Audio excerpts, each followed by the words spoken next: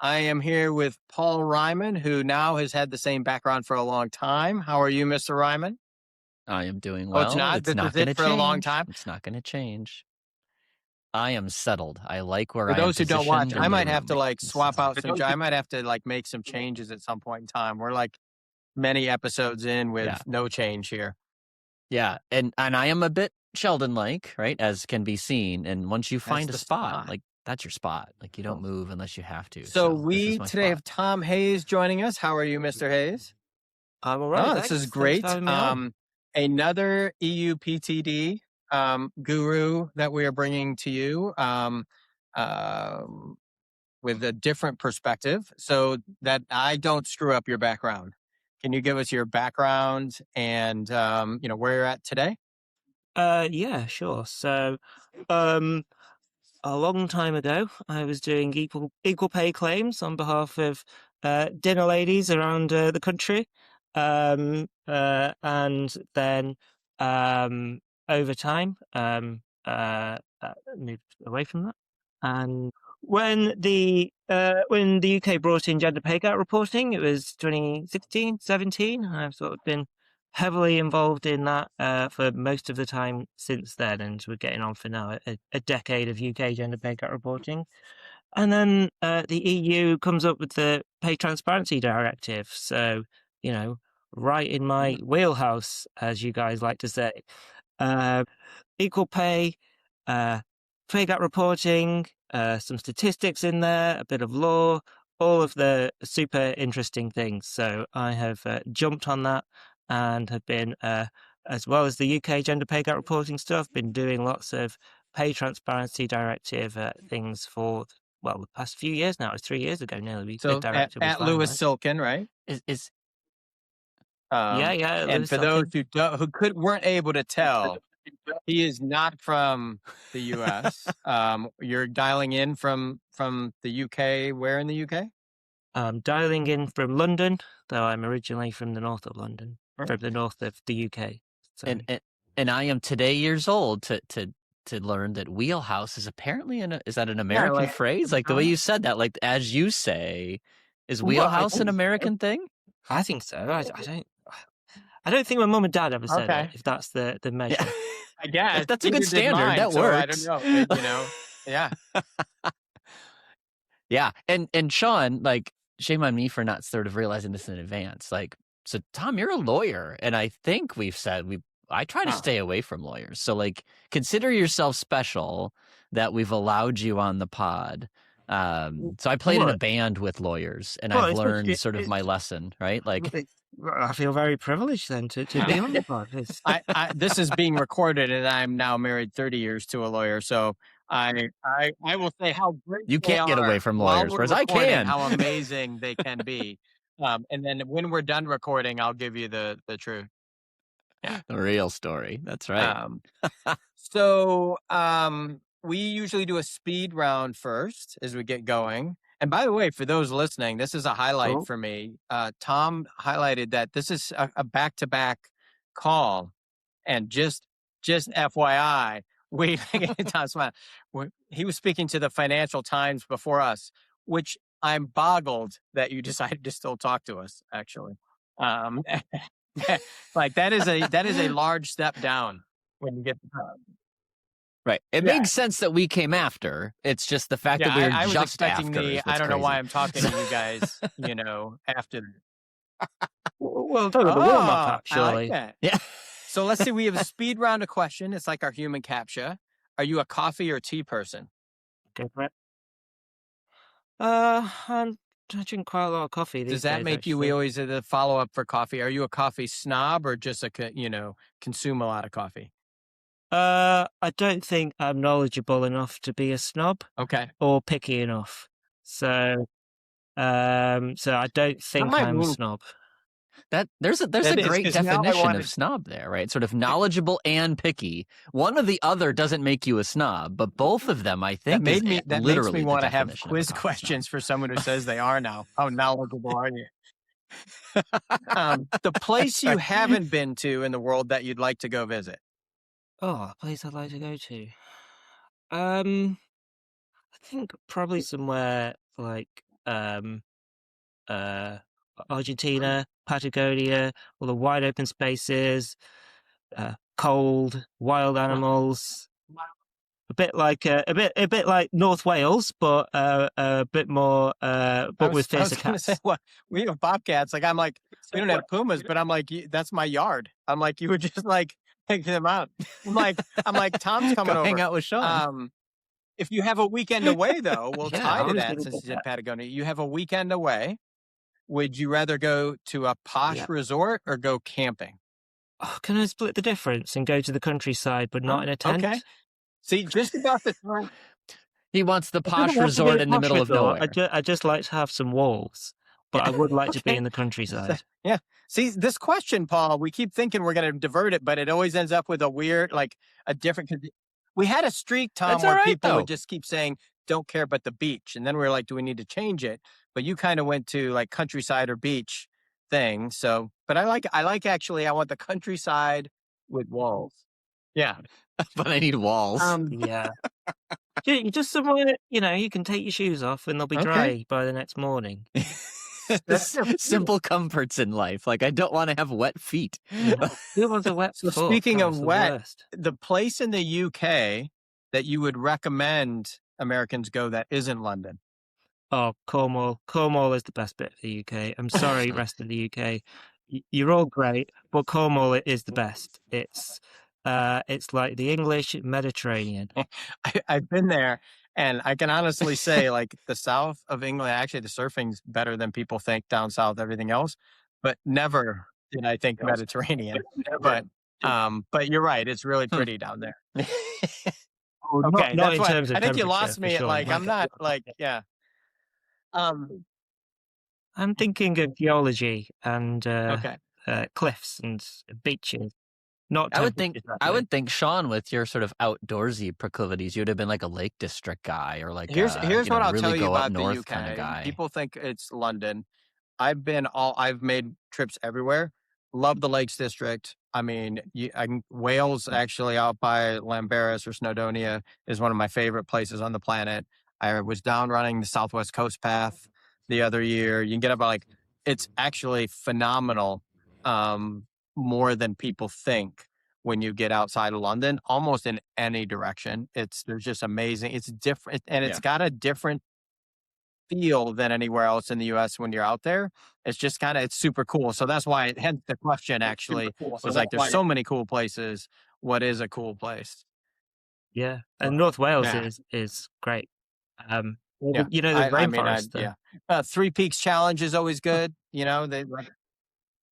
Yeah, we did it as a firm some years back, 10, 12 years. Yeah, we did the Three Peaks Challenge. It's the tallest peak, tallest peak in Scotland, England, and Wales within 24 hours. Got it. So a lot of it has to do with your geez. driver, actually, to be depending. Yeah. We won't Your talk ability about to get the to those speed. places. So the slower you hike, the faster your driver has to be or run. Yeah. Yeah. What was your favorite of the peaks? Snowdonia is I just think that place out there. I will say this, and maybe I'll post it at some point in time. One of my weirdest, creepiest trail running moments ever was in the park. So you cross over these roads, and I was out there kind of shoulder season alone, and I come across this road, and it's got a little pull out for people to go, and there was a van painted as the Mystery Machine from Scooby-Doo, just there. I've got a picture of it, and I'm like, wait, what? And so many people asked me, did you look inside? And I was like, oh no, no, I just ran. I'm like, but just middle of nowhere, Scooby-Doo Mystery Machine hanging out in Wales. It was probably empty, and the guys who have it were off somewhere ripping the mask off of some creepy dude. Well, I wasn't going to test who they were ripping a mask off of where. I actually just went back onto the trails for my own well-being. That's probably the best. Are you a crunchy or creamy peanut butter person? I tend to buy crunchy peanut butter because it's nicer in a sandwich, and you can still stick it in smoothies and things. It still burns down. Yeah, that's a very practical answer. That was the most lawyer answer you've ever gotten to a peanut butter question. Well, what are your answers? You made an you argument. Like, you didn't just position. crunchy, right? That's like, what it you was. had a reason. Most people are just like creamy. They're very well. Actually, I will say the fact that you're not an American and had an opinion, because a lot of times you're like, I don't eat a lot of peanut butter. Right. Well, I've listened to the previous podcast, and I know that it's Okay, you did your homework.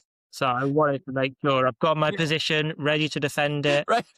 I'll send you my 17-page memo on the issue afterwards.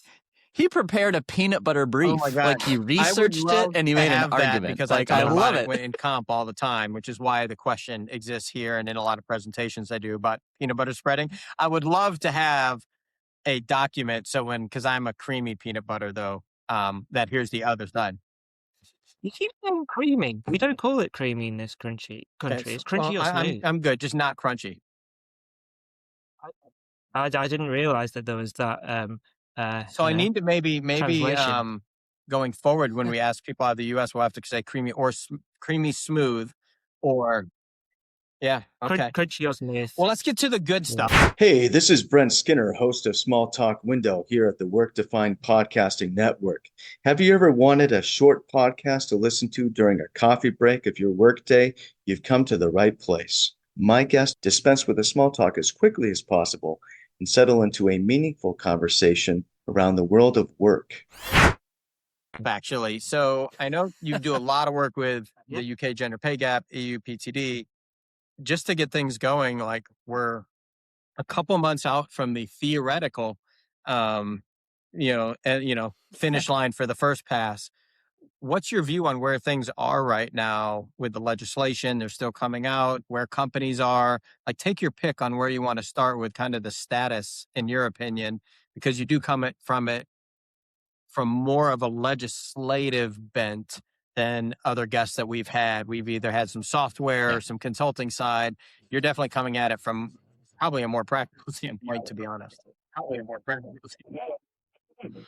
Well, I think we're at this point in time, we're reaching a moment where there's a lot happening, and there's a lot for employers to try and have to get their heads around. So within just the past week or so, there's been, I don't know, 2, 3, 4, maybe even different drafts floating around from different countries. And at the same time, you've had statements from those countries as to when it is that they're going to implement. And increasingly, it's looking like, well, then we're not going to implement in June. We're going to do it when we get to it, which might be in January of next year.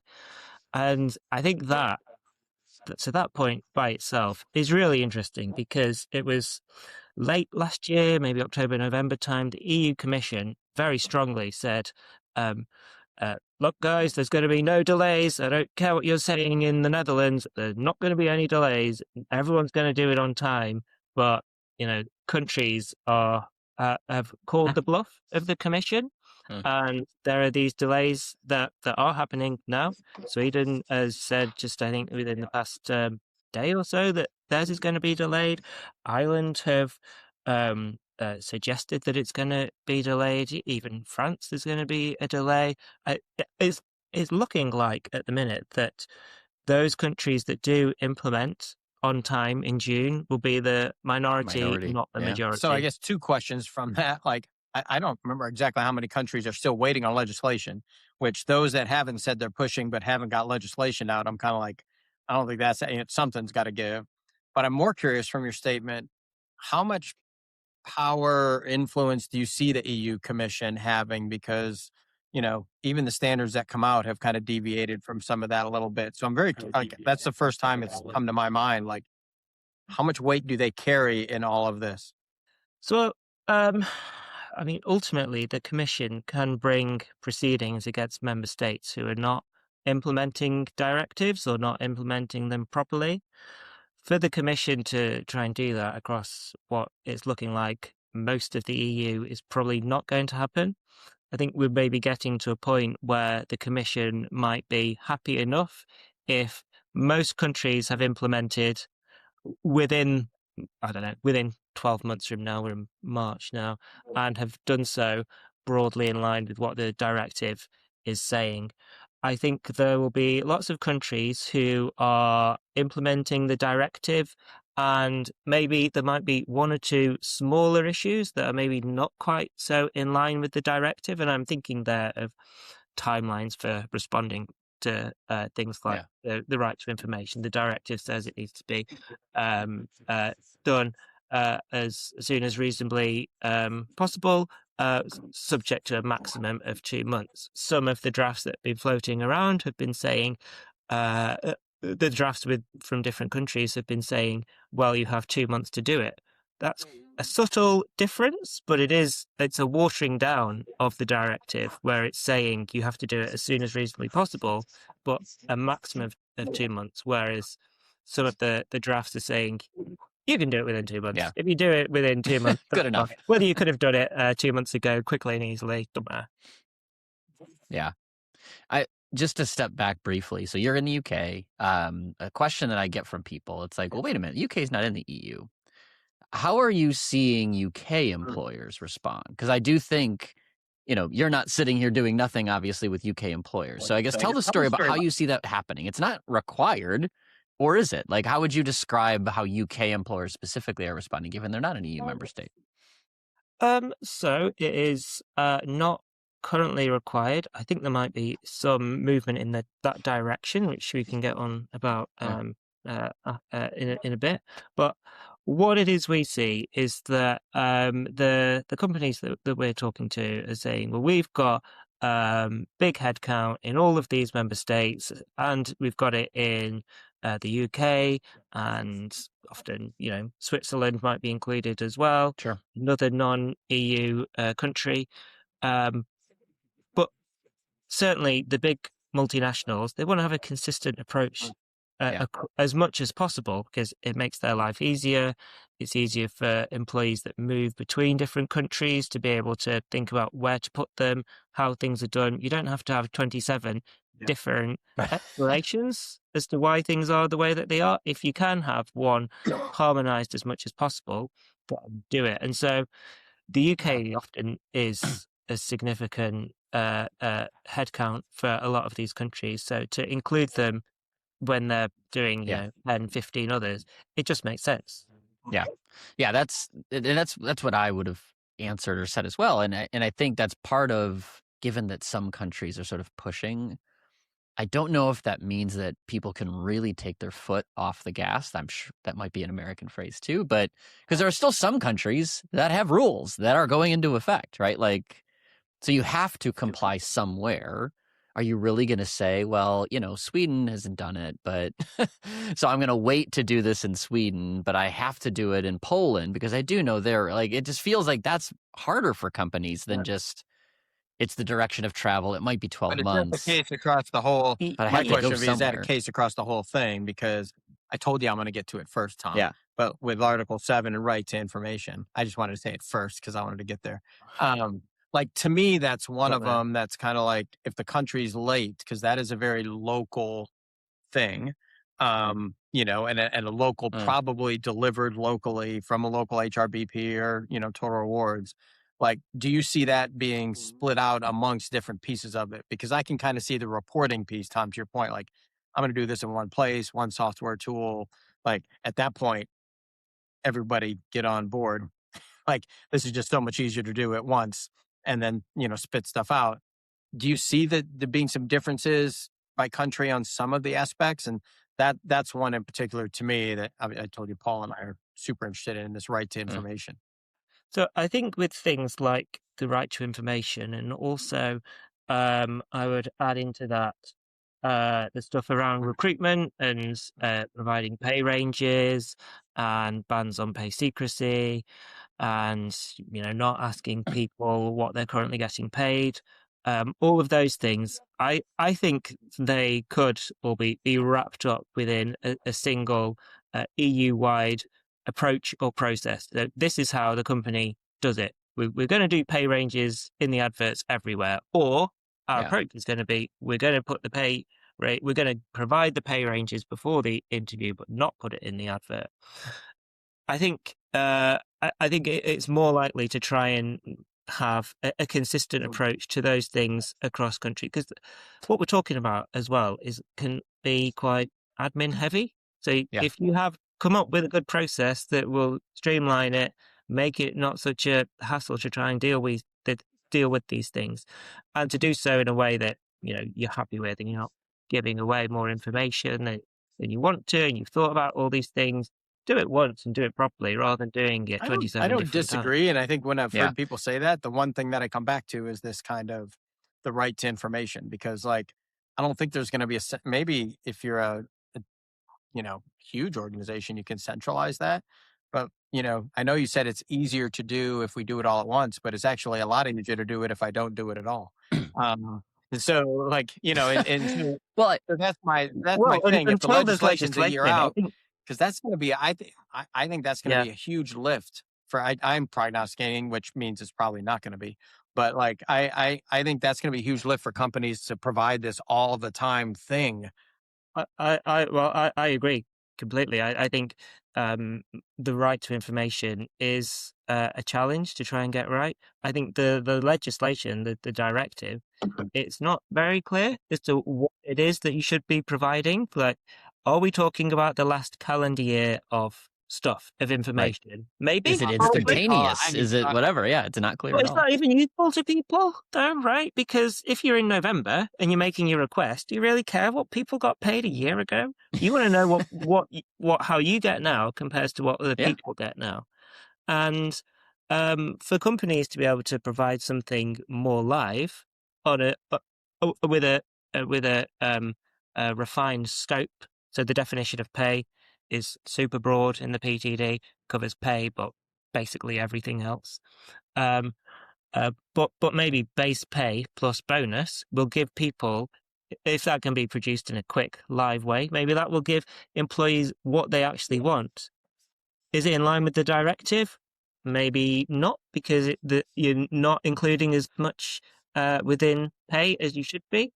But these are all things where there's still quite a lot of uncertainty, I think, as to what should be provided. The guidance that every member state should be preparing and giving out, I think, will be really crucial and important. But my fear is, based off of my experience of guidance coming from governments, is that it tends to be not very good or helpful and changed and refined a lot over the years. I think it's an area where if I was a government, I'd be putting a lot of time and effort speaking to companies to try and get it right, because whenever the directive is being implemented on time or 6 months late or whenever, it's going to be really hard. There's going to be unanswerable questions that companies will want at least to steer to. And it also means that, you've got if you've got good guidance out there from the government, then all the companies are at least doing the same thing. Yeah. I think, Sean, to your point about like Article 7 compliance might lag a little bit. Some of the other, so much of what you share is deeply dependent on the definition of like work. And we're seeing a lot of variation in how that's landing by country. And there's like in my view, you don't want to do harm by going fast. And you can accidentally share more than you are even close to required to share, in a way that just makes it difficult. Once you've opened the box, you can't close it. So I could see that being, look, we just don't know what they want us to tell you yet. And as a result, we're going to slow down. Whereas pay ranges, to your point, Tom, like, every company knows the range for the job, right? So it's kind of easy to, relatively easy to have a defined strategy for that, even if you don't know specifically what does Sweden want us to share. Like, we kind of know what we're going to share. Yeah, and that's the sort of thing where you could get going with it before any legislation comes in. Score yourself a few points for doing things voluntarily when you don't have to yet.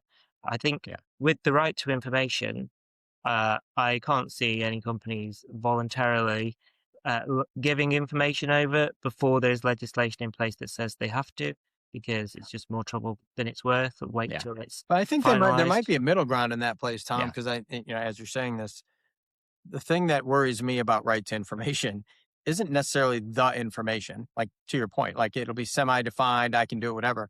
It's the volume, because that hasn't been done. And so, like, they're going to come in every time there's a new person in my cohort and request it so that I can figure out what everybody else makes. And so is there an opportunity, now that you said that, to maybe kind of be like, this is the thing, but we're going to set the cadence at quarterly. We're going to send a report. Now the burden gets a lot lighter. Hey, the government didn't specify, but we're specifying until we're told different. Like, that's actually kind of interesting point you brought up around like using some guidance and kind of taking a little bit of control because of the anonymity. Like, to your point, the legislation might be not great. So don't let the employees kind of, in this case, define the rules. Yeah, and you make a good point. I mean, there's no limit on the number of requests that you can make for information. So, I mean, in that extreme example of we've got a new joiner, I'm going to do my request. I'm going to figure out everyone's pay eventually. Give me time. I'll have my 200 pay requests. I'll figure all the information out from. Everybody else does it. You got a company day. of 100. Like, the one thing Paul's heard me say this: we know the comp department's not going to get more money or headcount. Like, that's just generally a guideline. And so, like, who's going to do this work? Where does it sit? And it's just more work on a group that has already a lot of work. And so I kind of like, whether you meant to or not, kind of the concept of like, if they're going to be ambiguous, you define that kind of rule and say, actually, we're going to give you right to information. We're just going to send it to you at the quarter. We're going to define pay as this. We're going to do whatever. And until there's some legal precedent out there that says you can come in every day and ask me and have a steady daily drip of the report, like, fine. Can I? Yeah. Could I jump in and make a nerdy point on the right to information? We're going to call it an attorney if you don't mind point, nerding out for a moment. Yeah. So, let me give you some EU law. So directives have direct effect, which means that you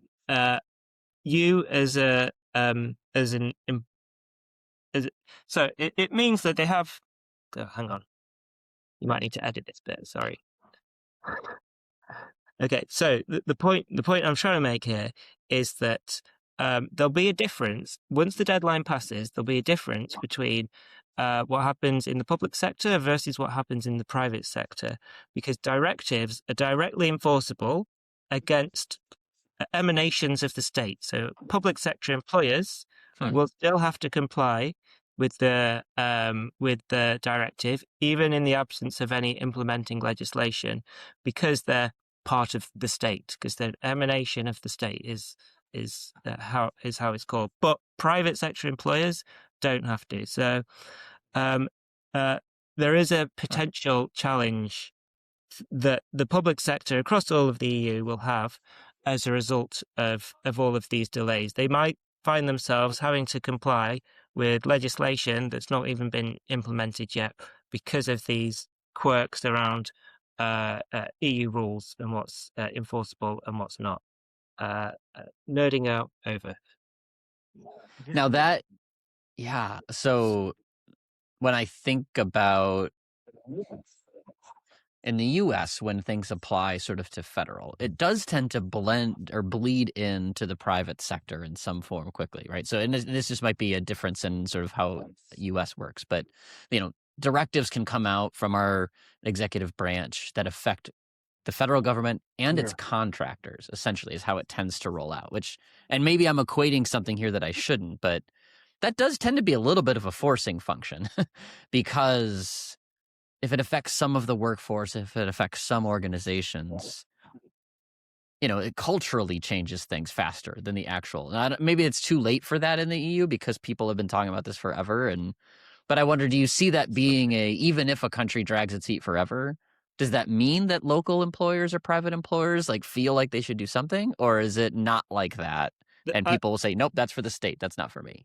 I think they might start feeling the heat on them more, but I think given that the amount of delay we're talking about is months, not years, I don't think it's likely to, have that much of a difference. I think it's mostly a quite discrete problem for the public sector across the EU. Paul, there'll be also kind of the court of the actual court, where Tom will go, and the court of public opinion, I think, will drive.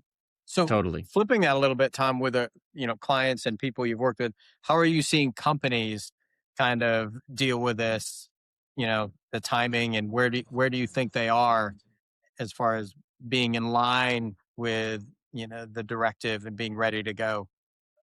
So I would say that there's a good number who have been quite proactive, who have been looking at things like their grading and their leveling, and reviewing it, seeing if it's up to scratch for the PTD, and doing so a year plus ago, and doing the groundwork. There's probably also a good chunk though who, January has rolled around and they've realised that there's a massive bit of legislation coming and they are not quite prepared. And so, we've been doing much more work in this area since the start of the year. And I think that grading leveling point, it's all to do with the categorization. You've got to put your employee into categories of equal value. That's a big, hard problem to deal with. And that's often a good starting point because it flows into both the right to information, your favorite topic, Sean, and it flows into the pay gap reporting as well, because you have to calculate those gaps by category. So two of the big things, the categorization is critical too. So get that right. Yeah. Get that wrong, and that really affects what else is going to happen. Yeah. So let me hit you on another sort of nerd right to information point. So let's say that we're there's three of us plus somebody who doesn't look like us in a job. So three males and one female. Yeah. If I ask for my right to information report, I'm going to know exactly what that female makes. If I take it literally of we are the only 4 people who are like that. Yeah. Which, I know, not being a lawyer, that's not an okay thing from a data privacy standpoint to share that much about what Sally, right? I shouldn't know that much about Sally. How do you see those intersecting, right? How are organizations thinking about the trade-offs between privacy and what's required and right to information on pay and what's required? Because maybe they're not in conflict, but they feel like they're in tension, with these requests. I agree. So it's like the GDPR is saying, everything's secret. Don't tell anyone about anything. All this pay information, I'm keeping it locked in a cupboard. No one's ever going to find out. And then the Pay Transparency Directive is saying, open the cupboard, open the blinds. Let's have a look at everything. Everyone gather round. This is everyone's pay. So it does feel like philosophically there is a conflict between them. I think so. Practically, there isn't any legislation that we've seen yet that's saying you don't have to comply if the group sizes are too small because of data privacy reasons. I think in order for the information to actually be private, you need to probably, thinking mathematically, have a minimum number, and that number's probably around 4 or 5 of each gender in order to make it actually hidden. But if that was the case, then there might be lots of categories where individuals, can't actually get the right. They can't exercise their right. They can't find out the average pay because there's not enough people. So I've not seen any legislation so far that's imposing a minimum group size, though there has been chat around possibly that being the case. But back to your point about whether there's a conflict between it. So the GDPR says, and I'm holding my hands up, I'm not a data privacy expert, so this is with a bit of with that caveat, but you can't do stuff without a lawful basis behind why you're doing it, why you're processing your data, why you're doing what you're doing. The PTD is the lawful basis. So it's not saying that you can't do these things. The directive is saying you have to do this stuff. The PTD says you can't do stuff without a lawful basis for doing it, but the PTD gives you the lawful basis to doing it. I think, in theory, even in these very small groups, that right to information should trump the right to privacy. But I can very feasibly see people being unhappy about that. Yeah. That feels like something that makes it to the courts. Like, I could be dead wrong about that, but like human preference is going to show up here, and somebody's going to say, I don't want that for me. I value my privacy more than the right to information. I'm going to challenge that. And we'll see what happens. Right? But that because just feels like you said, right 4 or 5 people, you get to 3. like 3 women and 1 leaves, like, you can start to figure the math out, right? It won't take long, and so what is that end size to make that the thing? I think that is, Yeah. and then it goes back to, I think, Tom, what you said about, this categorization. Do you end up with something what Italy had, like, the 4 giant buckets potentially? Like, there's some weird, like, how's that gonna Yeah. how are those 2 gonna meet is very interesting. Like, do we go back to we'll go old school and call them broadbands? Like, there's just some weird, like, stuff that could potentially go down. That's a really, really good point, and I'm actually glad, Tom, you said it much nicer than I did. I usually tell people the first step is get your shit together, which, it's nice to hear you say, like, all this stuff is here, but, like, that is the hard foundational work to get this, and it has real Yeah. ramifications. In the past, I would argue it was kinda like, you get close enough and we'll take care of some exceptions and whatever. Like, we're not exactly sure what Paul is, but we'll figure that out later. Right. But now you have to be like, well, we got to put him somewhere. Like, he's going to have a right to information. We can't have a, N size of 1. So I think that's super cool. Yeah. And also, though, I mean, it's not just about the fact that people have their right to information. You've got the employee representatives who have a powerful role under the PTD. So, however you're leveling people, whatever decisions you're making about where what you're putting in the pay bucket, the employee representatives can potentially give you a hard time about everything you're doing. So, it's transparency really in all aspects of it. It's not just about the transparency of pay to people, but how the pay is setting, how you're organizing everything. There's transparency over all of that too. And it's like everything that you're doing, it's an open book now. Everyone, all your employee representatives can have a look at everything, give you a Isn't hard that the time cool about part it. too, though? Because I So think, like, the knee jerk reaction has always been, let's throw some shade on this, and this is a really yeah, bad thing, right? And if you're comp, you're like, I'm gonna have to do this work or whatever. I'll throw a little shine on it and be like, this is an opportunity for you to go to management and say, we need to have a well documented pay philosophy. This is our thing, and actually share what used to be a black box, because we have to. Like, we actually have to have it in a way that we can communicate it. And so there's a yeah, huge opportunity actually for them. So, I mean, it comes with work, but I think there's some opportunity here that when I've spoken to some comp teams, they're like, it would be nice to actually share that there's a method to our madness and that we didn't just throw a dart up and that's how we came up with a pay range. yeah. I mean, within black boxes, that's where all of the equal pay risk lies. These, uninformed, arbitrary pay decisions. That's risk. When you've got an approach and it's approach that everyone knows how you do things and you're sticking to that approach, then your risk of equal pay claims to just go right down. You've gone through all of the processes of saying, well, this is how we're deciding pay. These are the things we're taking into account. You look like this, you've got this much experience and whatever. So that's why you're at this point within the range and you're not at that point. It's just, putting all of the information out there and, and being transparent as to how you're doing So as we stuff. kind of get down here, if you had 1, 2, 3 points of like advice for people, like, you know, the few that have it already are there, fine. But like, what are the top, 1 or 2 things you would guide people to as they approach this? Well, first point is crucially about your categorization. So how you leveling your employees is what you're doing up to scratch for the directive and the local implementing legislation, which might start to differ a little bit. We had a draft from France recently that threw some extra ways in which you should be categorizing. So I think that's the main crucial bit. Then you've also got to start looking at everything that it is that you're paying. So what is pay and in the pay bucket, and what's the value attached to all of those? And make it some, there might be groups of people who are getting mystery bonuses that had a reason a long time ago, but don't have a reason anymore. So start finding out about things like that. And then also, finally, start to do some analysis of your figures. What are your gaps? What are your gaps within the different categories?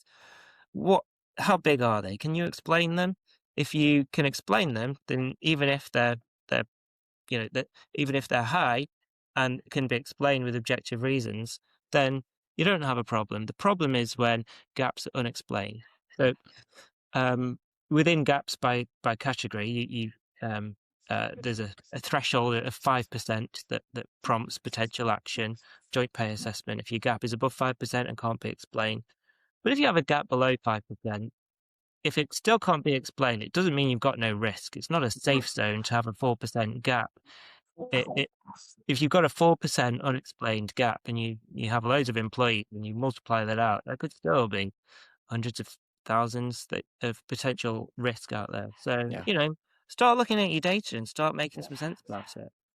Yeah, if I could draw a parallel, you mentioned when UK gender gap reporting came in 2017, I think, sounds right to me. I was in-house working at an employer that had UK employees, and in theory, I knew exactly how it was going to work and how I was going to explain it and how we were going to manage it. We learned a lot when we actually did the first draft of the numbers. And it's like, oh, I didn't think I'd have to explain that, right? Like there were just, mathematically it all made sense, but in practice, like what it then looked like and, oh, well, that's not what I was expecting. How am I going to, like, there's a reason for it. Like there was nothing bad there, but it was a good period of wallowing in the data to really kind of get comfortable with the math makes me do it this way. Why does this pattern occur then as a result?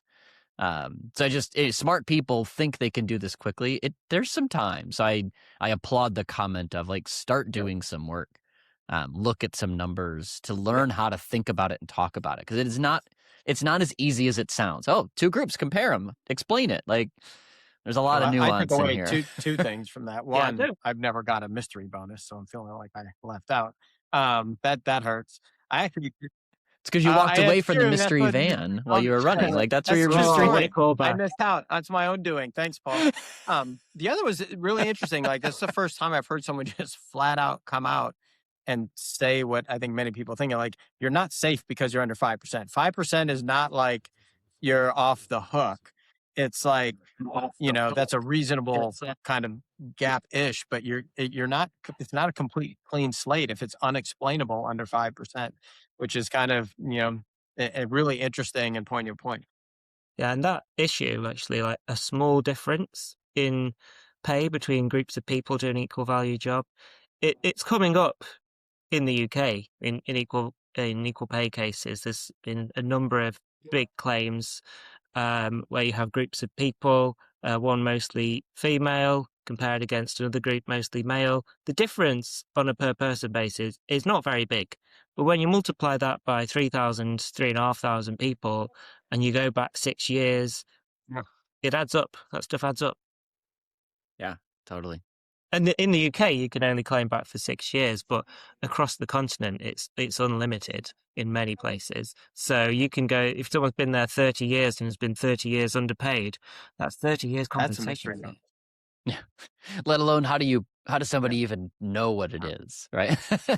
Like 30 years is a long time, and those spreadsheets probably don't exist anymore. So, right? Windows 95? Yeah. That computer doesn't work. Yeah, driving a corporate floppy disk drive. I'm saving that drive here so that when that happens, I'll be the guy that you'll be the one. Yeah, you have a monopoly.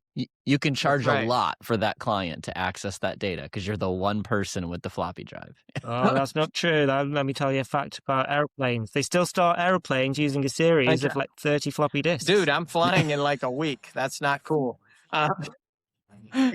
It's the old airplane, Sean. No one can hack that. You're the only one with the floppy disk drive. This has been great. It's definitely a different perspective. A couple items that came up. I will say it's kind of cool to hear a lot of things we've talked about, that all the cool, all the legislation, all the other stuff, it always comes back to this stuff that is like getting your job architecture and stuff in place. The only unfortunate part about that is that's like my least favorite thing to do. So I'm still useless. Before we go, I ask everyone if we can, if you can automagically fix one thing in HR, and you've got a unique view, what would that be? I'll just say something boring then. If everyone could just get their job levels all just nice and sorted, it'd just make life a lot easier, wouldn't it? It's interesting that you say that, and then I'm like, but that, as much as we've talked about that stuff, this is the attorney, the lawyer, the legal counsel being like, get your levels in place. So it's definitely, even though it's like something we've heard, it's like it's such a true story, and it from all angles, like it matters. So it's kind of it's a cool point. Yeah. This has been great. Yeah. Really appreciate you taking time out. I appreciate that you decided to still talk to us after FT. That was cool. They would warm up, guys. For those listening, Tom Hayes, it's Heys, in case you somehow clicked on to listen and didn't look at the name. A wealth of information, as you know. He can pretty easy to find. Lewis Silken is the firm. Find him on LinkedIn. A lot of great information from him. So I really appreciate you coming on and taking the time. Happy to come on. Let's do it again thanks. sometime, guys. Yeah. two podcasts with the lawyer is pushing it. Like one is privilege. Two is put like the typical hat on then, and we can God. talk everything regression. Now you got me. You promised to not be a lawyer. Versus log linear regression episode. Yeah. Yeah, that's right. And now for you're those talking. listening, when we do post that will replace your white noise at night for sleep, so you can get to bed. That's right. So ASMR appreciate it. And thanks everyone. We will catch you all next time. Yeah. Thanks, Tom.